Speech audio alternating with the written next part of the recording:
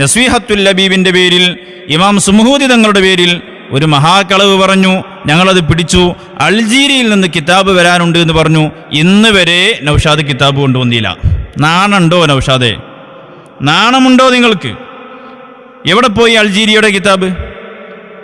ഇതുവരെ എത്തിയിട്ടില്ലല്ലോ അൾജീരിയൻ കിതാബ്. അതിനെക്കുറിച്ചൊന്നും മിണ്ടുന്നില്ല. അവിടെയൊക്കെ ഞങ്ങൾ കയ്യോടെ പിടികൂടിയപ്പോൾ ഓടുകയാണ്. സമസ്തയുടെ ചരിത്രം പറഞ്ഞാൽ രക്ഷപ്പെടാമെന്ന് ആരോ പറഞ്ഞു കൊടുത്തതാണ് ഈ സാധുവിനെ. അങ്ങനെ ഞങ്ങൾക്ക് എന്തെങ്കിലും ഒരു ഗ്രിപ്പ് കിട്ടുമോ എന്നുള്ള ശ്രമമാണ് ഇപ്പോൾ കുറേ ആയിട്ട് ഈ ടീം നടത്തിക്കൊണ്ടിരിക്കുന്നത്. നമ്മൾ പറഞ്ഞ ഒറ്റ കിതാബിന് മറുപടിയില്ല.